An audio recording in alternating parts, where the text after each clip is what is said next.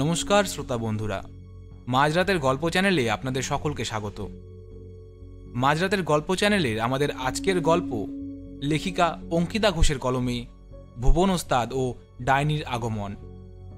আমরা আশা করছি আমাদের আজকের গল্পটি আপনাদের ভীষণ ভালো লাগবে।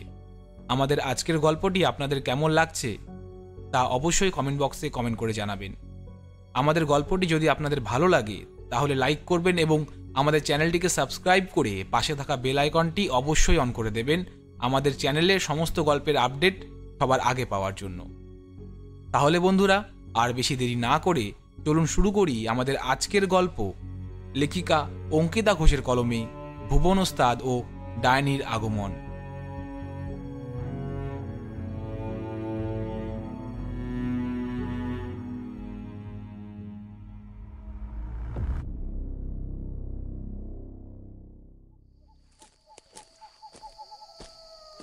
জঙ্গলের মধ্যে দিয়ে হাঁটছে এক পথিক।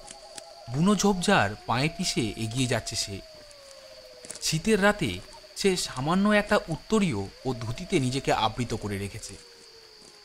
ঝোপের আগায় জমাট বাঁধা শিশির বিন্দু পা ভিজিয়ে দিচ্ছে তার। এরকম দুর্গম পথে যাত্রা করার অভিজ্ঞতা তার আগেও ছিল, তবুও আজ তার মনের মধ্যে অদ্ভুত একটা অনুভূতি হচ্ছিল। সামনে যেন কেউ তার জন্য অপেক্ষা করে রয়েছে। সেই দিকে যাওয়ার তীব্র আগ্রহ ও আকাঙ্ক্ষা তাকে চেপে ধরেছে। যে করেই হোক সামনে এগিয়ে যেতেই হবে। কুয়াশার চাদরে মুড়ে রয়েছে রাস্তা, পরিষ্কারভাবে কিছুই দেখতে পাচ্ছে না সে।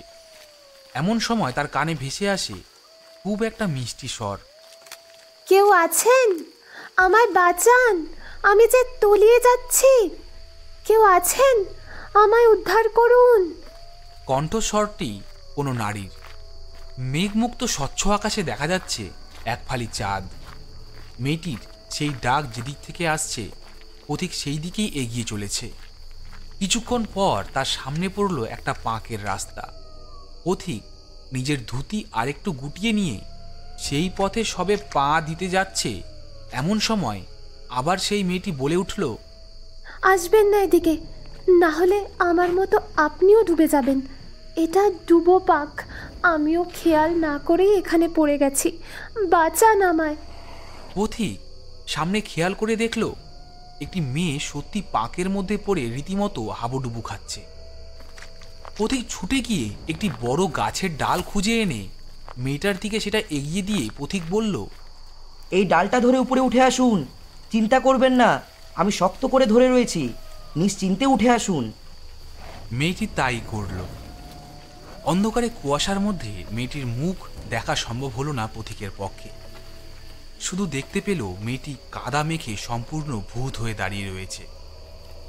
মেয়েটি পথিককে বলল, সামনে একটা ঝিল আছে, একটু আমার সঙ্গে যাবেন সেখানে? আমি তাহলে ওখানে পরিষ্কার হতে পারতাম। আসলে আমার সেখানে একা যেতে ভয় করছে। মেয়েটির মোহময়ী কণ্ঠস্বর এড়িয়ে যেতে পারল না পথিক। এগিয়ে গেল মেয়েটিকে অনুসরণ করে। কিছু দূর গিয়ে একটা ঝিল দেখতে পেল পথিক। মেয়েটি এগিয়ে গেল সেই ঝিলের দিকে। এমন সময় ঝোপঝাড়ের মধ্য হতে হঠাৎ করে বেরিয়ে এলো হাজার হাজার জোনাকি। তাদের আলোয় ঝিলের জল এক মুহূর্তে সোনালি হয়ে উঠল। সেই জলে ডুব দিল মেয়েটি। তার ভেজা চুল মুখের ওপর থেকে সরিয়ে পথিকের দিকে তাকালো সে। কি অপূর্ব সেই রূপ! জলের সঙ্গে সঙ্গে মেয়েটির যৌবনও যেন ঝরে পড়ল তার শরীর থেকে। জোনাকির আলোয় মেয়েটির চোখ দুটো চিকচিক করে উঠল। ঠোঁটের সামনে জলের বিন্দুগুলো জল জল করে উঠল। মেয়েটিকে নিজের শরীর থেকে কাদা পরিষ্কার করতে দেখছিল পথিক। মেয়েটি তা লক্ষ্য করে মৃদু মৃদু হাসছিল। কিছুক্ষণ পরে ভেজা শরীরে মেয়েটি ঝিল থেকে উঠে আসলো। পথিকের সামনে দাঁড়িয়ে সেই মেয়েটি বলল, আমার নাম কামিনী, আমি বেতালপুর গ্রামে থাকি। আমি অনাথ, আমার মা বাবা মারা গেছেন। তারপর আমার কাকা আমার বাড়িটা দখল করে নিয়ে আমাকে আজ এক প্রকার তাড়িয়েই দিল। তাই তো পথে পথে ঘুরে বেড়াচ্ছিলাম আমি। আর দেখুন, এর মধ্যেই এই পাকে পড়েই বিপদ হলো। সত্যি আপনি না থাকলে যে আজ আমার কি হতো। শেষ কথাটি বলে মেয়েটি পথিকের খুব কাছে চলে এলো। পথিকের নিঃশ্বাস এবার ভারী হয়ে গেল। মেয়েটির মুখটা এখনো জোনাকির আলোয় স্পষ্ট দেখা যাচ্ছে। তার মুখে ফুটে রয়েছে অপরিসীম লাবণ্য। হাসি মুখে সেই মেয়েটি পথিকের হাত ধরে এক দৃষ্টিতে চেয়ে রইল তার চোখের দিকে। পথিক চেয়েও যেন সেই দৃষ্টির আহ্বান অস্বীকার করতে পারল না।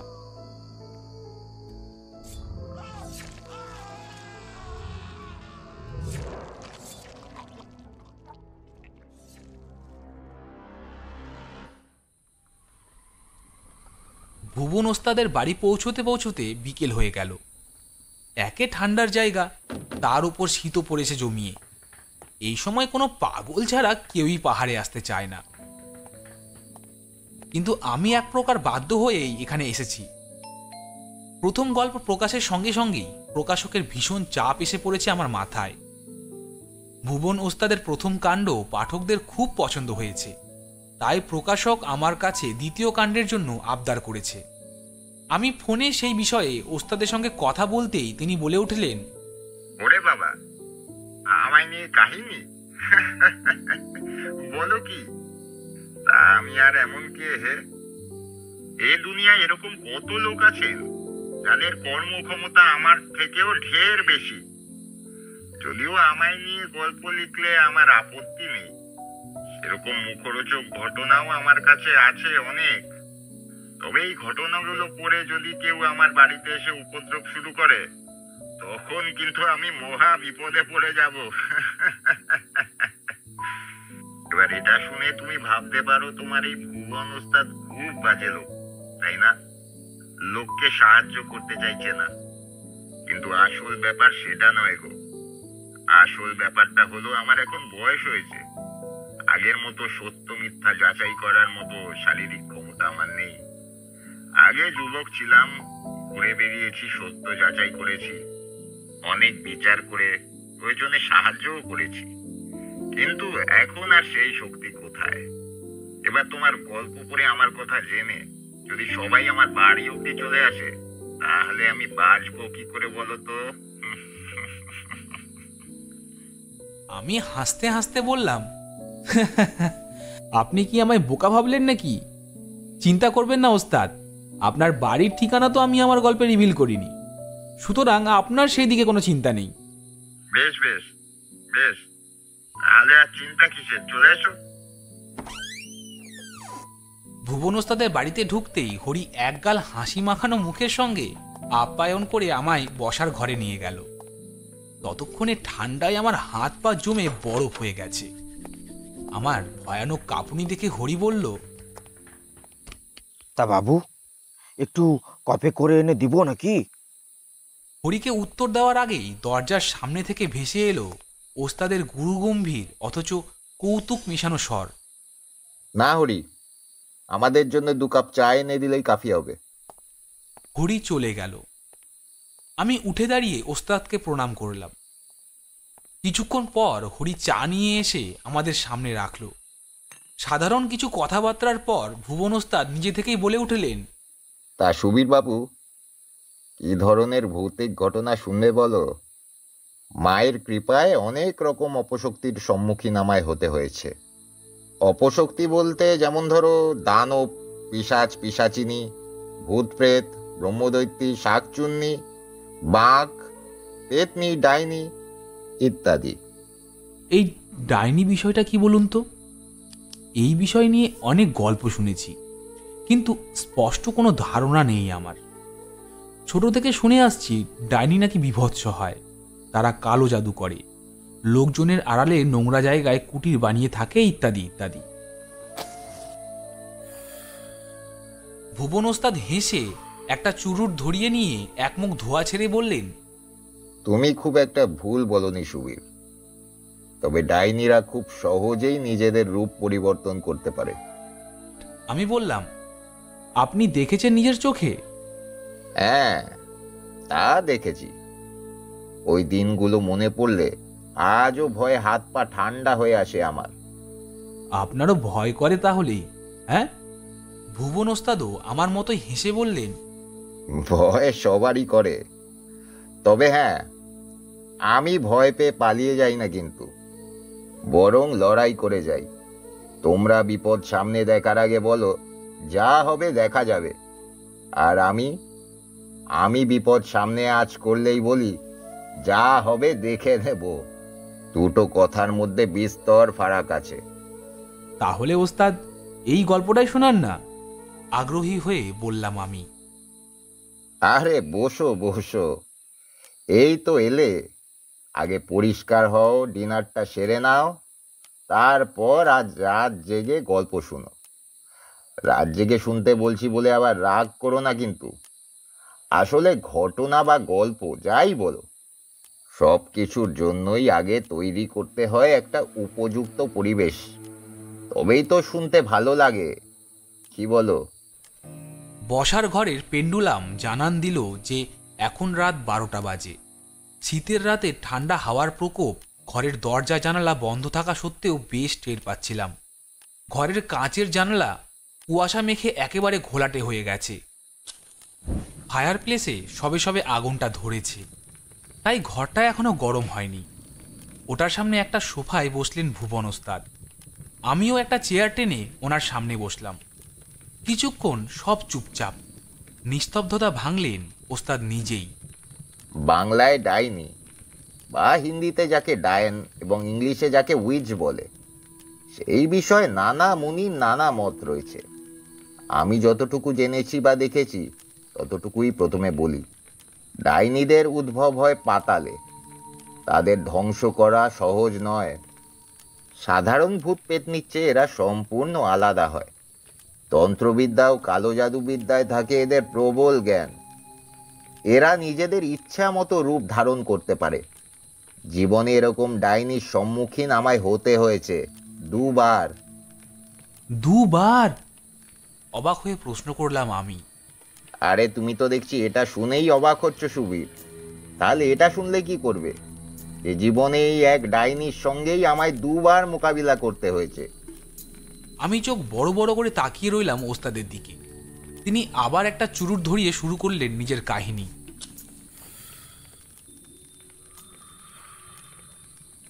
পাঁচমারি গ্রামের নাম শুনেছ কিনা জানি না। আমার মামা বাড়ি ছিল ওই প্রত্যন্ত গ্রামে। তখন আমার বয়স 21 কি 22। কলেজের ছুটি পেয়ে আমি কিছুদিনের জন্য আমার মামা বাড়িতে গিয়েছিলাম। আমার মামা বাড়িতে তখন ছিল আমার দিদা, 3 মামা ও 2 মামি। বড় মামার ছিল এক ছেলে আর মেজো মামার এক মেয়ে। একমাত্র ছোট মামাই ছিলেন অবিবাহিত। তিনি ছিলেন ব্রহ্মচারী মানুষ। সারাদিনই তিনি পুজো অর্চনায় ব্যস্ত থাকতেন। বছরের বেশিরভাগ সময় ছোট মামা যেতেন তীর্থ করতে। সেইবারে মামা বাড়ি গিয়ে দেখলাম যে ছোট মামা বাড়িতে নেই। তখন আমার মনটা খুব খারাপ হয়ে গেল, কিন্তু কি আর করা যাবে?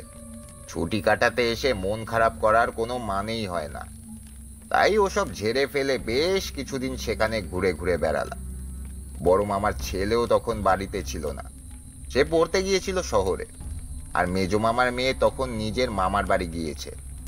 সমবয়সী মানুষদের অভাবে সেবারে আমার মামা বাড়িতে থাকতে তেমন ভালো লাগছিল না। তাই ঠিক করলাম কয়েকদিন পরেই ফিরে যাব। কিন্তু তা আর হলো না। সেদিন রাতেই আমার সঙ্গে ঘটল একটা অদ্ভুত ঘটনা। সেই রাতে আমি স্বপ্ন দেখলাম। ভয়ানক একটা ঘুটঘুটে অন্ধকার রাত। ঝিঝি পোকার ডাকের সঙ্গে একজনের পায়ের শব্দ আমার কানে ভেসে আসছে। তারপরেই দেখলাম সামনে এক গভীর জঙ্গল। একজন পথিক সেই পথেই হাঁটছে। হঠাৎ সে দাঁড়িয়ে পড়ল এবং শুনতে পেলাম একটি মেয়ের নম্র কণ্ঠস্বর। কেউ আছেন? আমায় বাঁচান, আমি যে তলিয়ে যাচ্ছি। মেয়েটির সেই অদ্ভুত কণ্ঠস্বর শুনে সম্মোহিত হয়ে যেতে পারে মানুষ। তারপরেই দেখলাম একটা ঝিল। অজস্র জোনাকির আলোয় ঝিলের জল সোনালি অভ্রের মতো চিকচিক করছে। একটি মেয়ে সেই জলে যোগ দিল। অপূর্ব সুন্দরী সেই মেয়ে। এবং তাকিয়ে রয়েছে পথিকের দিকে। এইবারে মেয়েটি জল থেকে উঠে নিজের সিক্ত শরীর নিয়ে এগিয়ে গেল পথিকের দিকে। জোনাকির সোনালি আলোয় এবারে আমি পথিকের মুখটা দেখতে পেলাম। এই যে আমার ছোট মামা। এত দূর দেখেই স্বপ্ন ভেঙে গেল আমার। ধরফর করে উঠে বসলাম। এই স্বপ্নের মানে কি বুঝতে পারলাম না। সময়ে দেখলাম বেশ বেলা হয়ে গেছে। এমন সময় আমার ঘরের বাইরে চিৎকার চেঁচামেচির শব্দ শুনতে পেলাম। তাড়াতাড়ি বিছানা থেকে নেমে ঘরের খিল খুলে বাইরে বেরিয়ে উঠোনে এসে আমি নিজের চোখকে বিশ্বাস করতে পারছিলাম না। আমার ছোট মামা ফিরে এসেছেন, কিন্তু তার সঙ্গে একে ছোট মামার পিছনে একজন মহিলা এক গলা ঘোমটা দিয়ে মাথা নিচু করে দাঁড়িয়ে রয়েছেন। মেয়েটির উচ্চতা নজর কাড়ার মতো। গ্রামে গঞ্জে এত লম্বা মেয়ে দেখা যায় না। ওকে নিয়েই এখানে এত চর্চা চলছে। আশেপাশের বাড়ির প্রতিবেশীরাও চলে এসেছে রঙ্গ দেখার জন্য। আমার দিদা মামাকে জিজ্ঞাসা করলেন, ছোট খোকা, কেই মেয়ে? ছোট মামা কোনো উত্তর না দিয়ে মাথা নিচু করে দাঁড়িয়ে রইলেন। বড় মামা প্রশ্ন করলেন, কি ব্যাপার, উত্তর দে, ইনি কে? ছোট মামা এখনো চুপ। এবারে যেন মেয়েটি খানিকটা বিরক্ত হয়েই ছোট মামাকে বলল, উফ বাবা, তুমি না বললে কিন্তু আমাকেই বলতে হবে যে আমি এই বাড়ির ছোট বউ। আমরা প্রত্যেকেই অবাক হলাম। আমাদের ব্রহ্মচারীর মামা হঠাৎ করে বউ নিয়ে বাড়ি এলো। কিন্তু এরম চরিত্র তো আমার মামার নয়। মেয়েটির কথায় তো আমার মামা কোনো প্রতিবাদ করলেন না। তাহলে কি সত্যি? মেয়েটির কথা শুনে আমার দিদা প্রায় কাঁদো কাঁদো হয়ে বললেন, এই মেয়ে কি বলছে ছোট খোকা?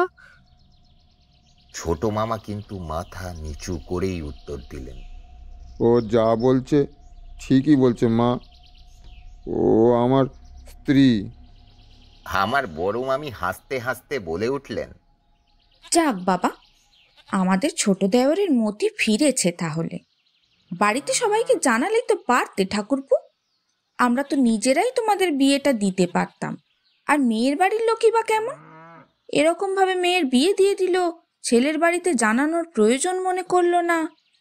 ছোট মামা বললেন, ওর কেউ নেই বড় বৌদি, ও অনাথ। দিদার মাথায় বাজ ভেঙে পড়ল। বললেন, কি রে ছোট খোকা, কুল বংশ জানা নেই নাকি? ছোট মামা এখনো মাথা নিচু করে দাঁড়িয়ে রইলেন। বুঝলাম দিদার সন্দেহই ঠিক।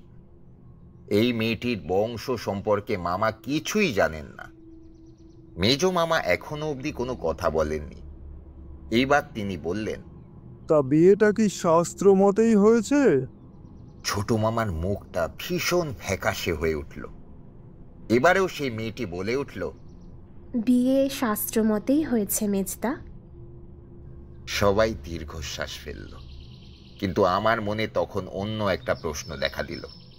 মেয়েটা এক গলা ঘোমটা দিয়ে বুঝলো কি করে যে মেজদা কে? আর যদি ঘোমটা ছাড়াও থাকতো তাহলেই বা কি করে বুঝতো? কারণ সে তো আর আগে কোনোদিন ওই বাড়িতে আসেনি। দিদা বললেন, ঠিক আছে, তোমরা যখন এই কাজ করেই ফেলেছ, তাহলে লোক হাসি আর কাজ নেই। বড় বউ, মেজ বউ, তোমরা ছোট বৌমাকে ঘরে তোলার ব্যবস্থা করো। এবার ছোট মামির দিকে তাকিয়ে দিদা বললেন, তা বাছা, তুমি এখন আর কোন লজ্জায় মুখ থেকে রেখেছ? ঘোমটাটা খুলে ফেলো, মুখখানা একবার দেখাও আমাদের। আমার মেজ মামি বললেন, সেই তো, আমিও দেখি আমার দেওরের পাথুরে মন কোন অপসরার পাশে করল। মেয়েটি নিজের মুখের ওপর থেকে কাপড় সরিয়ে ফেলল। আমি চমকে উঠলাম। এই কিছুক্ষণ আগেই তো আমি এই মেয়েটাকে স্বপ্নে দেখেছি, এর সঙ্গে ছোট মামাকেও দেখেছি। আমার সব কিছু যেন গুলিয়ে গেল। অন্যদিকে বাড়ির সবাই হাঁ করে তাকিয়ে রয়েছে মেয়েটির দিকে। এই রূপ কি আদৌ মর্তের মানুষের হয়? জীবন দশায় এত সুন্দরী নারী আমি কোনো দিনও দেখিনি। ছোট মামাকে এখন আর খারাপ মনে হলো না। এইরকম একজন নারী সামনে এলে ঋষি মুনিদেরও দীর্ঘদিনের সাধনা ভঙ্গ হতে পারে। ছোট মামা আর কোন ছাড়। সত্যি এই মেয়ে কোনো অপ্সরার থেকে কম নয়। মেয়েটির গায়ের রং সাদা ধপ ধপ করছে, এক মাথা কোকড়া চুল হাত খোপা করে বাঁধা রয়েছে, কপালে গোল পরা লাল টিপ, চোখের নিচে মোটা করে কাজল পরা, এক মাথা সিঁদুর নাকে ঝরে পড়েছে। তার গলা ও কানে হাতে খুব সামান্য সোনার গয়না। এক কথায় সে সুন্দরী ও আকর্ষণীয় হলেও তাকে ঠিক গৃহিণী রূপী বলা যায় না। যাই হোক, তাকে বরণ ঠরণ করে ঘরে তোলা হলো।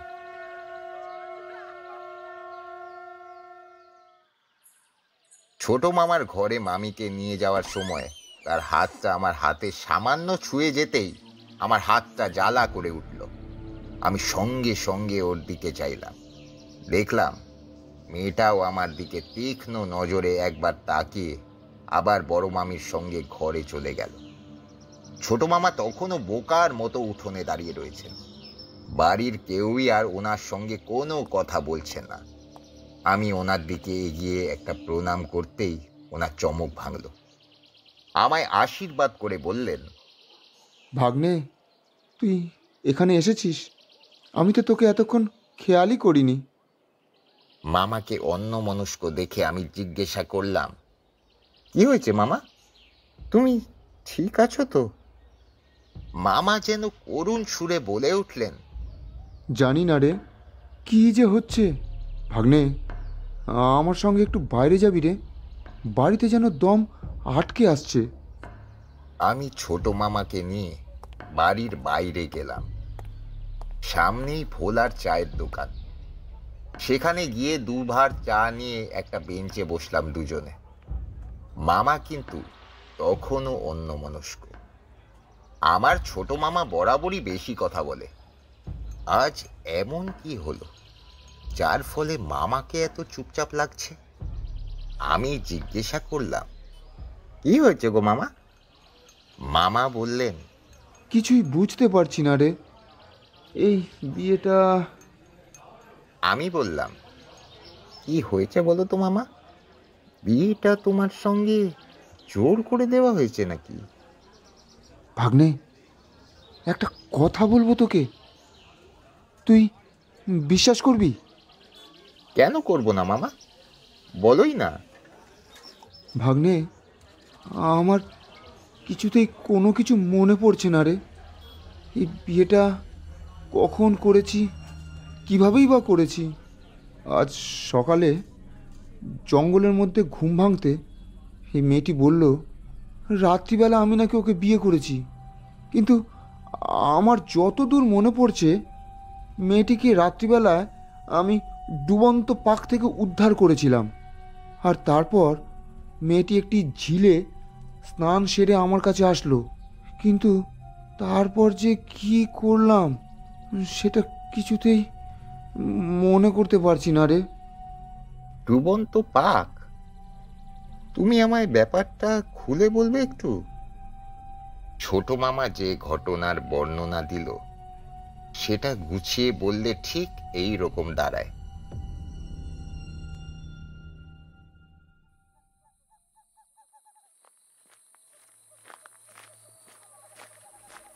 অনেকদিন পর তীর্থ করে মামা ফিরছিলেন নিজের বাড়িতে। পথে একটা জঙ্গল পড়ে। একটা গাছতলায় একটু বিশ্রাম নিতে গিয়ে তিনি একটু বেশি ঘুমিয়ে পড়েন। ঘুম যখন ভাঙল তখন বেশ রাত হয়েছে। তাড়াতাড়ি জঙ্গল থেকে বেরিয়ে আসার জন্য তিনি হাঁটতে শুরু করলেন। এমন সময় তার কানে ভেসে এলো একটি মেয়ের চিৎকার। তারপর যে ঘটনা আমি স্বপ্নে দেখেছিলাম সেটাই হুবহু বলে চললেন। কি করে সম্ভব হলো এটা? তাহলে কি মা তারা আমাকে আগেই কিছু জানান দিতে চেয়েছিলেন? আমার মামা বাড়িতে কি কোনো বিপদ আসন্ন? আমি মামাকে জিজ্ঞাসা করলাম, মেয়েটির গ্রামে গিয়ে একবার খোঁজ নাওনি? মামা আমার হাতটা ধরে রীতিমতো ভয়ার্থ কণ্ঠে বললেন, আমার আমার মাথা কিছুতেই কাজ করছে না ভাগ্নে। ও তখন যা বলল আমিও তাই করলাম। কোনো প্রশ্ন করার সাহস বা কোনো ক্ষমতা হলো না আমার। এখন যে কি করব তাও বুঝতে পারছি না। আমি গম্ভীর হয়ে গেলাম। চোখ বন্ধ করে কিছুক্ষণ ভাবলাম, তারপর বললাম, তুমি যা আমায় বলেছ তা আর কাউকে বলো না ছোট মামা। কেউ তোমার কথা বিশ্বাস করবে না। দাঁড়াও, আমি দেখছি কি করা যায়। আমি আর ছোট মামা বাড়ি ফিরে এলাম। সন্ধ্যাবেলার আশপাশে কয়েকজন প্রতিবেশী বউ দেখতে এলো। এক বাক্যে প্রত্যেকেই বউয়ের রূপের প্রশংসা করল। ছোট ভাইয়ের বিয়ের আনন্দে বড় দুই মামা রাত্রে খাওয়া দাওয়ার এলাহি ব্যবস্থা করলেন। সেই দিন রাত্রে আমাদের হই হুল্লোড় সেরে ঘুমাতে যেতে বেশ রাত হলো। আমার ছোট মামার ঘরটা ছিল আমার ঘরের ঠিক পাশেই। এই দুই ঘরের মাঝখানে একটা লাগোয়া দরজাও ছিল, কিন্তু সেই দরজায় খিল দিতে হলে আমার ঘর থেকে দেওয়া যেত না। খিল দেওয়ার ব্যবস্থা ছিল ছোট মামার ঘর থেকে। এত বছর যখন আমি এখানে এসে থেকেছি, কোনো বাড়ি খিল দেওয়ার প্রয়োজন পড়েনি। কিন্তু এখন ছোট মামার বিয়ে হয়েছে, সুতরাং দিদা বারে বারে ছোট মামিকে বলে দিলেন, শোনো ছোট বৌমা, ওই ঘরে আপাতত আমার নাতি থাকে, তাই এই দুই ঘরের মাঝখানের দরজা সবসময় খিল দিয়ে রাখবে, কেমন? সমর্থ ছেলে রয়েছে পাশের ঘরে, যতই তোমার ভাগ্নে হোক, যখন তখন ওর ঘরে আর ঢোকা যাবে না। রাতে একটা বই পড়ে ঘুমোতে যাওয়া আমার চিরকালের অভ্যাস। পড়া শেষ করে বইটা বন্ধ করে পাশের টেবিলে রাখলাম। হ্যারিকেনের আলোটা মৃদু করে গায়ে পাতলা একটা চাদর দিয়ে শুয়ে পড়তেই ঘুম চলে এলো। হঠাৎ অনুভব করলাম আমার বুকে প্রচণ্ড ব্যথা লাগছে, কিন্তু এই ব্যথাটা বুকের ভেতরের ব্যথা নয়। মনে হচ্ছে কেউ যেন 10 মণ ওজনের পাথর আমার বুকের ওপর চাপিয়ে দিয়েছে। আমি চোখ খোলার চেষ্টা করলাম, কিন্তু পারলাম না। আমার বুকটা জ্বলে যাচ্ছিল। আমার মুখের সামনে কারো ঠান্ডা নিঃশ্বাস পড়ে চলেছে। এবার মনে মনে মা তারার নাম নিয়ে এক ঝটকায় চোখটা খুললাম। যে ভয়ানক দৃশ্যটা দেখলাম তার বর্ণনা এক কথায় প্রকাশ করা যায় না। হ্যারিকেনের মৃদু আলোয় দেখলাম আমার বুকের উপর বাবু হয়ে বসে রয়েছে আমার ছোট মামি। তার মুখটা আমার মুখের সামনে, সে দাঁত বের করে হাসছে আমার দিকে তাকিয়ে। সেই হাসিটা তার গাল কেটে একেবারে কান অবধি পৌঁছে গেছে। তার ঠোঁটে লেগে রয়েছে রক্ত। তার মাথায় এলোমেলো চুলগুলো আমার মুখের ওপর এসে পড়েছে। আমি উঠতে চেয়ে উঠতে পারলাম না। আমার হাত পা কেউ যেন চেপে ধরেছে। আমি কিছুতেই মূর্তিটাকে ধাক্কা দিয়ে সরাতে পারছি না। এমন সময় আমি কোনো রকমে আমার ঠোঁটটা নাড়াতে পারলাম। মনে মনে মা তারার মুখটা স্মরণ করে ফিস ফিস করেই উচ্চারণ করলাম, জয় মা তারা, জয় মা তারা। এর প্রায় সঙ্গে সঙ্গেই এক লাফে মূর্তিটা আমার ওপর থেকে নেমে মাটিতে হামাগুড়ি দিয়ে ছোট মামা আর আমার ঘরের লাগোয়া দরজাটা খুলে ওই ঘরে চলে গেল। আমি উঠে বসলাম। আমার কান আর মাথাটা তখনও ভো ভো করছিল। আস্তে আস্তে খাট থেকে নেমে ওই দরজাটার কাছে গেলাম। ধাক্কা দিয়ে দেখলাম দরজাটা খোলা আছে কিনা, কিন্তু না, দরজাটা ওই দিক দিয়ে বন্ধ। আমার জায়গায় তোমরা হলে এটাকে স্বপ্ন বলে উড়িয়ে দিতে, কিন্তু আমি তা পারলাম না। স্বচক্ষে দেখা সত্যকে আমি স্বপ্ন বলে উড়িয়ে দিতে পারি না। সারা রাত আতঙ্কে আমার আর ঘুম এলো না।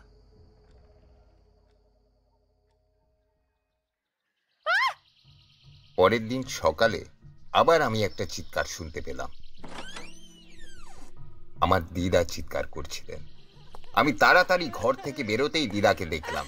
তিনি দাওয়ায় বসে বুক চাপড়ে চাপড়ে কাঁদছেন। বড় মামি ও মেজো মামি তাকে চুপ করানোর চেষ্টা করছেন। আমি জিজ্ঞাসা করলাম, কি হয়েছে দিদা, এত কাঁদছো কেন? দিদা কাঁদতে কাঁদতেই বললেন, আর বলিস রে বা, আমার সাথের কাকাতুয়াটা কোথায় যে চলে গেল কে জানে।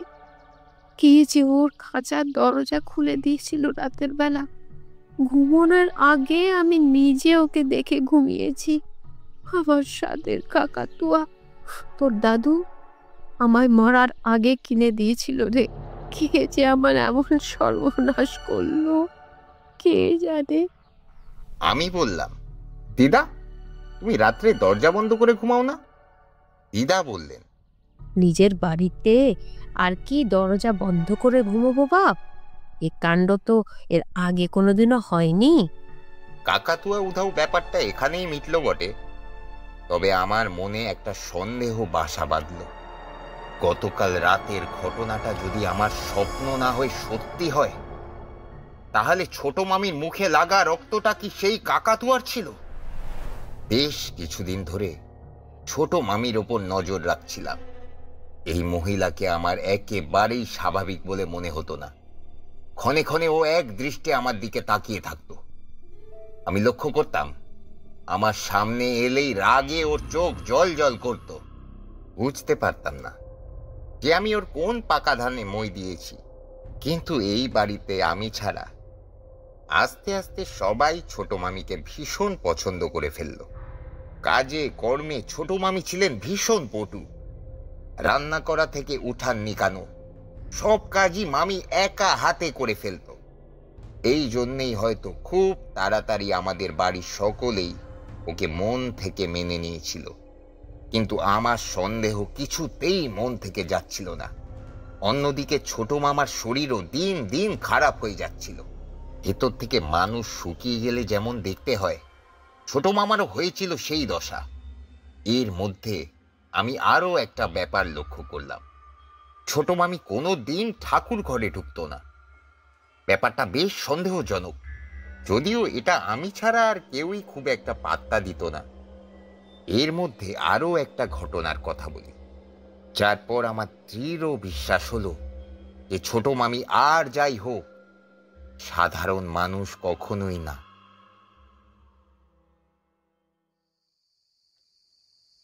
আমার ঘরটা আমার পাশের বাড়ির বাগানের দিকে ছিল। সেই দিকে লম্বা জানলা থেকে ওদের বাড়ির আম গাছ, লেবু গাছ, পুকুর সবই দেখা যেত। সেই জানলাটায় কোনো শিক ছিল না, তাই আমি ওটাকে সব সময় বন্ধ রাখতাম। সেই দিন রাতে ঘরের গুমোট ভাব কাটাতে আমি জানলাটা খুলে রেখে বই পড়ছিলাম। কখন যে সেই বই পড়তে পড়তে ঘুমিয়ে পড়েছি খেয়াল নেই। ঘুমের ঘোরেই সামান্য চোখ খুলতেই চমকে উঠলাম আমি। হ্যারিকেনের সামান্য আলোতে একজন মেয়েকে আমি সেই জানলা বেয়ে আমার ঘরে ঢুকতে দেখলাম। প্রবল আতঙ্কে চিৎকার করে ফেলছিলাম, কিন্তু সঙ্গে সঙ্গে আমার মনে হলো এই অবস্থায় চুপচাপ শুয়ে থাকাটাই মঙ্গল। আমি অন্ধকারের দিকে নিজেকে আর একটু আড়াল করে দেখলাম সেই মেয়েটি আমার ঘরে ঢুকে এলো। তার উচ্চতা অনেকটাই বেশি, ঠিক ছোট মামির মতো। খোলা চুলে ঢাকা পড়েছে তার মুখ, হাতে কিছু একটা ধরে কচ মচ করে চিবিয়ে খেতে খেতে সে আমার ঘরের মধ্যে দিয়ে সেই লাগোয়া দরজাটা খুলে ছোট মামার ঘরে ঢুকে গেল। এই দৃশ্য দেখার পর কিছুক্ষণ আমি সেইভাবেই শুয়ে রইলাম। শরীরে কোনো জোর পেলাম না, আমার নাকে একটা আষ্টে গন্ধ পেলাম। তাড়াতাড়ি উঠে হ্যারিকেনের আলো বাড়িয়ে দেখলাম মাটিতে ভিজে কিছু পড়ে রয়েছে। সেটা তুলে নিয়ে আলোর কাছে আনতেই বুঝলাম এগুলো মাছের আঁশ। আমার ঘরে মাছের আঁশ কোত্থেকে আসবে, তাও আবার বৃহস্পতিবার? হঠাৎ মনে পড়ল সেই ভয়ানক মেয়েটি কিছুক্ষণ আগেই তো কিছু একটা খেতে খেতে ছোট মামার ঘরে ঢুকে গেল। তাহলে কি সে কাঁচা মাছ চিবিয়ে খাচ্ছিল? হয়ে আমার সর্বাঙ্গে কাঁটা দিতে লাগলো।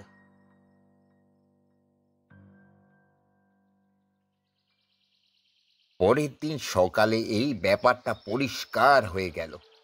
আমাদের পাশের বাড়িতে চেঁচামেচি শুনে আমি সেখানে গিয়ে দেখলাম সেই বাড়ির কাকিমা চিৎকার করে আশেপাশের লোকদের সাপ সাপান্ত করছে। আমি তার কাছে গিয়ে প্রশ্ন করলাম, কি হয়েছে কাকিমা, এত চিৎকার চেঁচামেচি করছো কেন? কাকিমা ঝাঁঝিয়ে বলল, আর কি বলি বাছা, আশেপাশে সবাই চোর চোর চোর।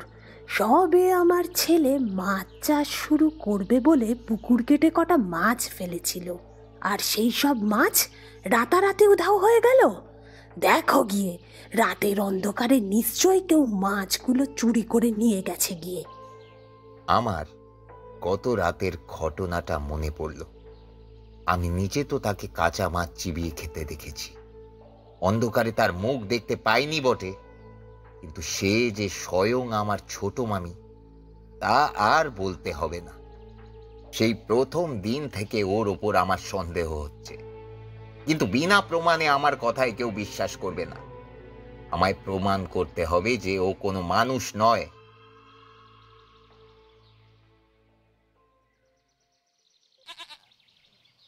পরের দিন বাজার থেকে একটা ছাগল কিনে আনলাম। দিদাকে বললাম, দিদা দেখো, এই ছাগলটা আমি পুষবো। আমার নাতি রে, তুই কি বড় হবি না? বিয়ে করার বয়সে তুই ছাগল পুষবি? সেই মুহূর্তেই আমার নজর পড়ল ছোট মামির দিকে। সে যেন ক্ষুধার্ত বাঘিনীর মতো লোলুপ দৃষ্টিতে তাকিয়ে রয়েছে ছাগলটার দিকে। হঠাৎ করেই ছাগলটা ছটফট করে উঠল, কিছুতেই তাকে ধরে রাখা যাচ্ছে না। আমি তাড়াতাড়ি ছাগলটার গলায় একটা দড়ি বেঁধে উঠানের পাশে একটা বাঁশের বেড়ায় বেঁধে রাখলাম। সেই রাতে আমি সজাগ হয়ে জেগে বসে রইলাম, কান খাড়া করে অপেক্ষা করছিলাম যে কোনো একটা শব্দের। অনেকক্ষণ আমার কানে কোনো শব্দ এলো না। অধৈর্য হয়ে আমি আস্তে আস্তে উঠে হাতে হ্যারিকেন নিয়ে বিনা আওয়াজে দরজা খুললাম। আমার ঘরের সামনে দালান পেরোলেই উঠান। পা টিপে টিপে উঠানে গেলাম। এবারে একটা অত্যন্ত স্পষ্ট আওয়াজ পেলাম। শরীর থেকে চামড়া টেনে আলাদা করলে তখনই এই ধরনের শব্দ হয়। নন্দু কসাই আমার বাল্যকালের বন্ধু। দিনের পর দিন ওর মাংসের দোকানে বসে এই শব্দ আমার চেনা হয়ে গেছে। আস্তে আস্তে গেলাম উঠানের বাঁশের বেড়ার দিকে। হ্যারিকেনের আলোটা এবারে একটু বাড়িয়ে দিতেই দেখলাম ঘেরার সামনে বসে একজন মহিলা সেই ছাগলটাকে মেরে তার শরীর থেকে চামড়াগুলোকে টেনে টেনে ছিঁড়ছে। হ্যারিকেনের আলো তার মুখের দিকে পড়তেই দেখলাম ছোট মামির ভয়ানক মুখ। সে তার মুখ লুকিয়ে এক ছুটে বাড়ির ভেতর চলে গেল। কিছুক্ষণের জন্য আমি হতভম্ব হয়ে দাঁড়িয়ে রইলাম। তারপর চিৎকার চেঁচামেচি শুরু করলাম। ছোট মামার ঘরের দরজা ধাক্কাতে শুরু করলাম। খোলো দরজা, খোলো, খোলো বলছি, খোলো দরজা। আমার চিৎকারে বাড়ির সবাই নিজের নিজের ঘর থেকে বেরিয়ে এলো। ছোট মামা ঘরের দরজা খুললেন। আমি ছোট মামাকে ধাক্কা দিয়ে ঘরে ঢুকে দেখলাম ছোট মামি খাটে শুয়ে রয়েছে এবং তার পরনের শাড়িতে কোনো রক্তের দাগ লেগে নেই। কিন্তু আমার দৃঢ় বিশ্বাস ছিল যে উঠানে বসে এই মহিলাই ছাগলটাকে মেরে ছাল ছাড়াচ্ছিল। ততক্ষণে মেজমামি ছাগলের ওই অবস্থা দেখে চিৎকার করে উঠলেন। আমি স্বচক্ষে যা দেখেছি তা সবাইকে বললাম। ভেবেছিলাম আমার কথায় প্রত্যেকে বিশ্বাস করবে, কিন্তু অদ্ভুত ব্যাপার, কেউ আমার কথায় বিশ্বাস করলো না। এই কাজ কোনো অপশক্তির। সেই ব্যাপারটা মেনে নিলেও সেই কাজ যে আমার ছোট মামি করতে পারে সেই কথাটা কেউ বিশ্বাসই করল না। আমি দেখলাম আমার ছোট মামি আমার দিকে তাকিয়ে মিচকি মিচকি হাসছে। সেই হাসিতে ভরে রয়েছে এক রাস শয়তানি। আমি বুঝতে পারলাম একে এত সহজে বশে আনা যাবে না। আমাকে সবার সামনে ওর ভয়ঙ্কর রূপটা আনতে হবে। তাই তার জন্য পরের দিনই আমি মামা বাড়ি ছেড়ে বেরিয়ে পড়লাম। সবাই ভাবল আমি ওদের ওপর রাগ হয়ে আমার বাড়িতে ফেরত যাচ্ছি, কিন্তু আমার আসল উদ্দেশ্য একেবারেই ভিন্ন। মামা বাড়ি ছেড়ে বেরিয়ে আমি সোজা চলে গেলাম বেতালপুর গ্রামে। ছোট মামার কাছে শুনেছিলাম যে ছোট মামি এই গায়ের মেয়ে। বেতালপুরে যাত্রা করার সময় আমার পথেও একটা জঙ্গল ও তার চারপাশে একটা ঝিল পড়ল। আমার স্বপ্নে দেখা এবং ছোট মামার মুখে শোনা ঘটনার সঙ্গে সেই জঙ্গলের পরিবেশটা একেবারে মিলে যাচ্ছিল। বেতালপুরে গিয়ে গ্রামের মোড়লের সঙ্গেই প্রথম দেখা হলো আমার। আমায় দেখে সে জিজ্ঞাসা করলো,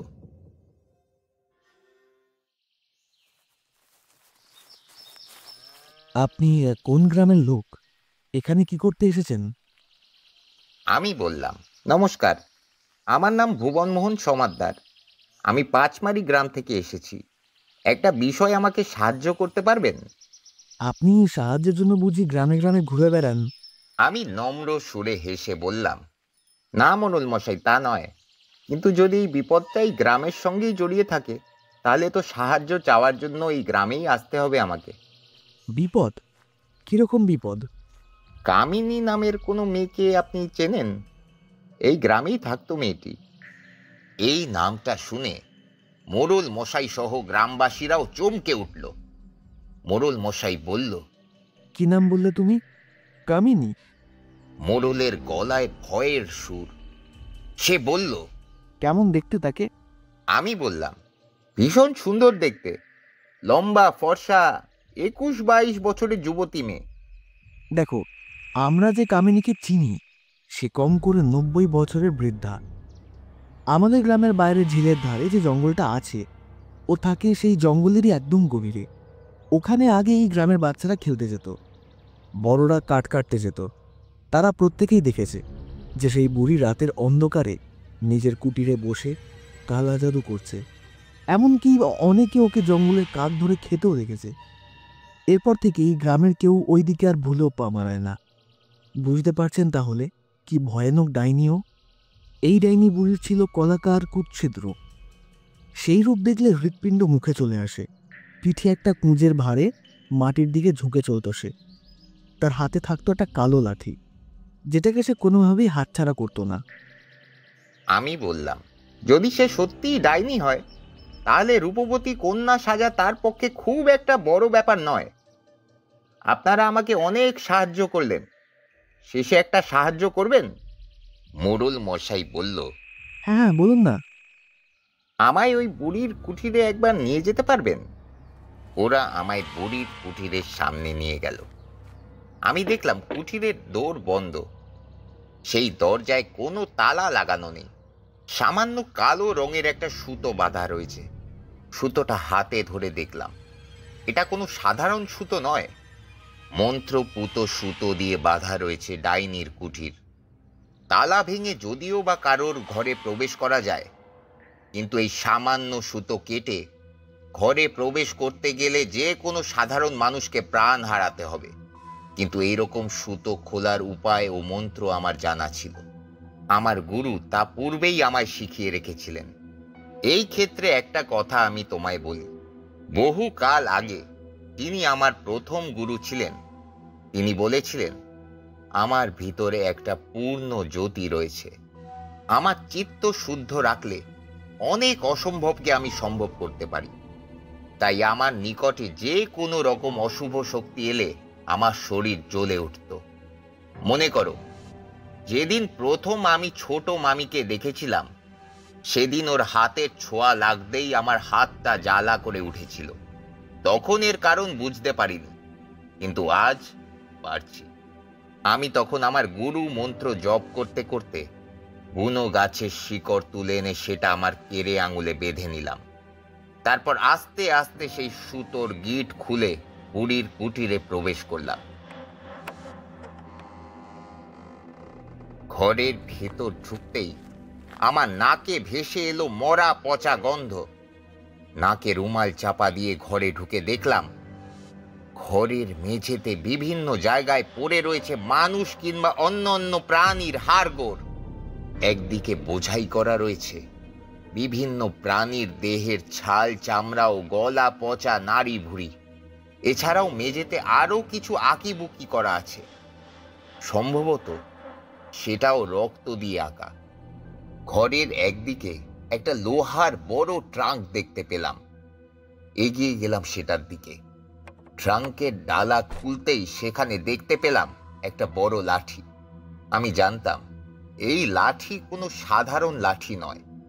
এই লাঠিটি ধ্বংস করতে পারলেই ধ্বংস হবে সেই ডাইনিও। কিন্তু এই লাঠি ধ্বংস করা এত সহজ নয়। সাধারণত ডাইনিরা মানুষকে মেরে তার শরীরের হাড় দিয়ে তৈরি করে এই লাঠি। এই লাঠির অপরিসীম ক্ষমতা রয়েছে। এই লাঠির একটি বিশেষ গুণও রয়েছে। যে এই লাঠি তৈরি করে একমাত্র সেই এই লাঠি ধ্বংস করতে পারে। এবারে ভাবো তো, তুমি বা আমি যদি জানতে পারি যে একটা জিনিসে আমাদের প্রাণ বন্ধন করা আছে, তাহলে সেটা কি আমরা নিজের হাতে ধ্বংস করতে চাইব? এটা ভেবেও আমি বিশেষ চিন্তায় পড়লাম। ডাইনিকে দিয়ে এই লাঠিটা ধ্বংস করাবো কি করে? আমি লাঠি নিয়ে রওনা দিলাম মামা বাড়ির দিকে। শত্রু যদি শক্তিশালী হয়, তাহলে শক্তি দিয়ে তাকে বধ করা যায় না, তাকে বধ করতে হয় বুদ্ধি দিয়ে। এরকমই একটা বুদ্ধি আমার মাথায় এলো।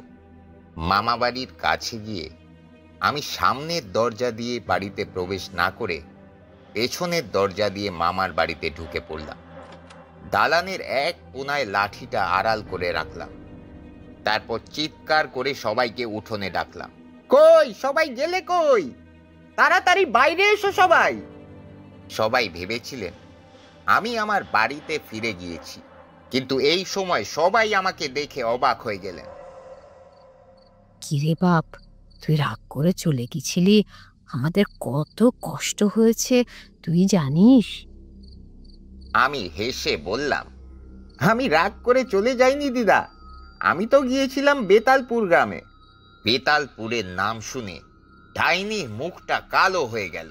আমি ওর দিকে তাকিয়ে হেসে বললাম, আজ তোমাদের সবাইকে একটা গল্প বলি। বেতালপুর গ্রামের এক বুড়ি ডাইনির গল্প। ওই গ্রামের পাশে একটি জঙ্গলে এক ডাইনি থাকতো। ওই গ্রামের অনেকেই তাকে অনেক বীভৎস কাণ্ড করতে দেখেছে। কেউ যেমন তাকে কালো জাদু করতে দেখেছে, কেউ আবার তাকে জন্তু জানোয়ার পশু পাখি ধরে খেতেও দেখেছে। একদিন সেই ডাইনি খুব সুদর্শন পথিককে দেখে তাকে বশ করে নিয়ে তাকে বিয়ে করার ভান করে তার বাড়িতে এসে বউ সেজে থাকতে শুরু করে। কিন্তু কথায় আছে, স্বভাব চায় না মরলেও। মানুষের জন্য খাবার তৈরি করলেও সেই খাবার খেতে ভালো লাগতো না তার। তাই জন্য সে প্রথমেই ভক্ষণ করলো সেই বাড়ির পোষা কাকাতুয়াকে। তারপর পাশের বাড়ির পুকুর থেকে কাঁচা মাছ চিবিয়ে খায় এবং সব শেষে সেই বাড়ির একজনের পোষা ছাগল খেতেও তাকে দেখা যায়। দেখেছো কাণ্ড? এতক্ষণ ধরে গল্পটা বলছি, অথচ গল্পের এই ডাইনির নামটাই এখনো বলিনি। এই ডাইনির নাম হলো কামিনী। ছোট মামি বা ডাইনি যেই হোক, সে বলে উঠল, কি বলতে চাইছিস ভুবন? সেই ডাইনি আমি? আমি হেসে উঠলাম, সে কি, তোমায় বলবো কেন? এই ডাইনি তো ছিল বুড়ি, আর তুমি তো বুড়ি নও। নাকি খোলসের মধ্যে লুকিয়ে রেখেছ নিজের আসল রূপ? এইবারে ডাইনি ধমক দিয়ে উঠে বলল, তোর সাহস তো কম নয়। তুই জানিস আমি তোর কি অবস্থা করতে পারি? আমিও ততোধিক জোরে গলা তুলে বললাম, তুই আমার কিচ্ছু করতে পারবি না। যদি করতে পারতিস তাহলে এতদিনে সেই কাজ করে ফেলতিস। ছোট মামার দিকে তাকিয়ে ধিক্কারের সুরে ডাইনি বলল, তোমার ভাগ্নে আমার সঙ্গে কিরকম ভাবে কথা বলছে তুমি দেখতে পাচ্ছ না? যাও, ওকে ঘাড় ধাক্কা দিয়ে বের করে দাও বলছি। আমি সেই দিকে ছুটে গিয়ে ছোট মামাকে দূরে সরিয়ে দিয়ে বললাম, তোমরা কিন্তু কেউ এই ডাইনির চোখের দিকে তাকিও না। আমাকে ছাড়াও তোমাদের প্রত্যেককে সম্মোহন করে রাখতে পারে। আসলে ছোট মামা তো ওকে কোনোদিন বিয়েই করেনি। এই ডাইনি ছোট মামাকে সম্মোহন করে এই বাড়িতে ছোট বউ হিসেবে ঢুকে পড়েছে। এই বাড়ি যা কাণ্ড ঘটল তা দেখে আমার মামা বাড়ি সহ অধিকাংশ গ্রামবাসী যারা এতক্ষণে আমাদের বাড়িতে চেঁচামেচি শুনে চলে এসেছে, তারা রীতিমতো অবাক হয়ে গেল।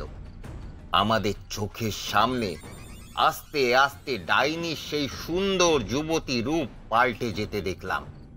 21-22 বছরের সেই যুবতী ধীরে ধীরে পরিণত হচ্ছে 90 বছরের একটি বৃদ্ধায়। সে চিৎকার করতে করতে বলছে, ভুবন, তোকে আমি ছাড়বো না, কিছুতেই ছাড়বো না। ডাইনি সেই কথা বলতে বলতে এগিয়ে এলো আমার দিকে। আমি আস্তে আস্তে পিছিয়ে যাচ্ছিলাম। লক্ষ্য করলাম ডাইনি আর মাটিতে নেই, বরং শূন্যে ভেসে সে আমার দিকে এগিয়ে আসছে। ভয়েতে আমি হাতের সামনে একটা লোহার বালতি ওর দিকে ছুঁড়ে মারলাম। সঙ্গে সঙ্গে ডাইনিটা নিজের হাতের আঘাতে সেই বালতি একেবারে তুবড়ে মাটিতে ফেলে দিল। আমার চোখে মুখে তখন আরো ভয় দেখা দিল। ডাইনি আমার এই রকম মুখ দেখে বেশ মজা পেল। সে হাসতে হাসতে আমার দিকে এগিয়ে আসছিল। আমি এবারে মাটি থেকে একটা বড় থান ইট ছুঁড়ে মারলাম। ডাইনি সেটাও ভেঙে চূর্ণ বিচূর্ণ করে ফেললো। তারপর একে একে আমি হাতের সামনে যা পেলাম তাই ডাইনির দিকে ছুঁড়ে মারতে লাগলাম। কিন্তু ডাইনি সবই তার শক্তির মাধ্যমে ভেঙে গুঁড়ো গুঁড়ো করে দিচ্ছিল। এই সময়টারই অপেক্ষা করছিলাম আমি। ডাইনি তখন রীতিমতো উত্তেজিত হয়ে উঠেছে। আমি চোখের পলকের মধ্যে সেই লাঠিটা ডাইনির দিকে ছুঁড়ে মারলাম। অসাবধান হয়ে ডাইনি সেই লাঠিটাও নিমেষের মধ্যে ভেঙে দিল। সঙ্গে সঙ্গে নিজের ভুল বুঝলো ডাইনি।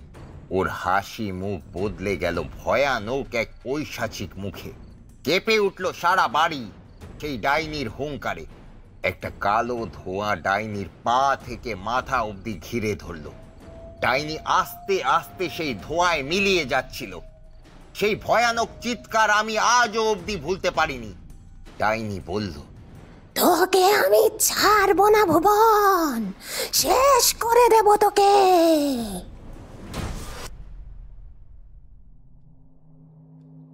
কিছুক্ষণের মধ্যেই ডাইনির অস্তিত্ব সকলের চোখের সামনে বাতাসে মিলিয়ে গেল।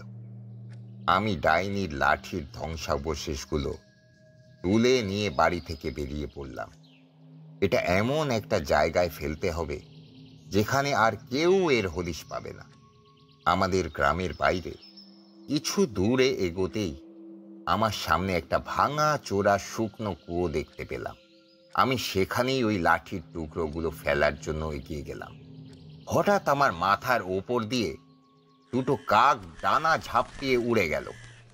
আমি চমকে উঠতেই আমার হাত থেকে পড়ে গেল লাঠির টুকরোগুলো। তাড়াতাড়ি সেগুলো কুড়িয়ে নিয়ে ফেলে দিলাম সেই কুয়োতে। ভুবন ওস্তাদ এবার থামলেন। আমি জিজ্ঞাসা করলাম, এর পর কি হলো? ওস্তাদ একটা দীর্ঘশ্বাস ফেলে বললেন, সেইবার সেই ডাইনির কবল থেকে আমার মামাবাড়ির লোকেরা উদ্ধার পেলেও আমি পাইনি। কিন্তু সেই গল্প আজ থাক। আমি তাড়াতাড়ি বলে উঠলাম, তা বললে কি করে হয় ওস্তাদ? এইভাবে আমি গল্প শেষ করব কি করে? একটা গ্রহণযোগ্য সমাপ্তি টেনে দিন অন্তত। ভুবন ওস্তাদ হেসে ঢুলু ঢুলু চোখে আমার দিকে তাকিয়ে বললেন, সেই দিনের পর কয়েক বছর বেশ ছিলাম। কোনো উপদ্রব ছিল না জীবনে। এই ঘটনার কথাও প্রায় ভুলতে বসেছিলাম। একদিন রাতে আমি নিজের স্বপ্নেই নিজেকে দেখলাম। আমি ছুটে যাচ্ছি একটা জঙ্গলের মধ্যে দিয়ে। আমি হাতে ধরে রয়েছি ডাইনির সেই লাঠির টুকরোগুলো। আমার সামনে একটা পুরনো শুকনো কুয়ো। আমার মাথার উপর দিয়ে উড়ে গেল দুটো কাক। চমকে আমার হাত থেকে লাঠির টুকরোগুলো পড়ে গেল মাটিতে। সেগুলো তুলে নিয়ে আমি কুয়োর মধ্যে ফেলে সেখান থেকে চলে গেলাম। তারপর ঘুমের মধ্যেই আমি খেয়াল করলাম কুয়োর সামনে পড়ে রয়েছে আর একটা ছোট্ট টুকরো, যেটা আমি তাড়াহুড়োতে সেই দিন খেয়ালই করিনি। এরপর সেই জায়গায় ছেয়ে গেল নিকষ কালো ছায়া। জঙ্গলের মধ্যে ঝোড়ো হাওয়া শুরু হলো। সারি সারি কাক উড়ে বেড়াতে লাগলো সেই কুয়োর ওপরে। হঠাৎ সেই কুয়োর মধ্যে থেকে কালো দুটো হাত ওপরে উঠে এলো। সঙ্গে সঙ্গে একটা বুড়ি ধীরে ধীরে কুয়োর পাঁচিলে উঠে বসলো। তার মুখে বীভৎস কুৎসিত চামড়া ঝুলে পড়েছে। চোখের জায়গায় কালো গভীর গর্ত। তার পিঠে একটা বিশাল কুঁজ আর হাতে রয়েছে সেই লাঠি। স্বপ্নেই যেন সে আমার দিকে তাকিয়ে হাসতে হাসতে বলল, আমি চলে এসেছি ভুবন। তোকে এবারে আমার হাত থেকে কেউ বাঁচাতে পারবে না, কেউ না।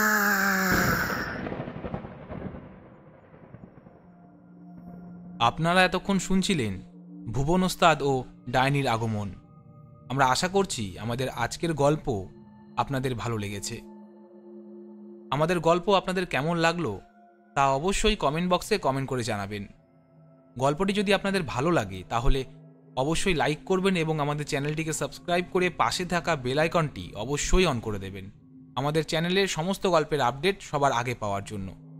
আমরা খুব শীঘ্রই ফিরে আসব আপনাদের জন্য নতুন একটি গল্প নিয়ে। ততক্ষণ অবধি আপনারা সবাই সুস্থ থাকবেন, ভালো থাকবেন। ধন্যবাদ।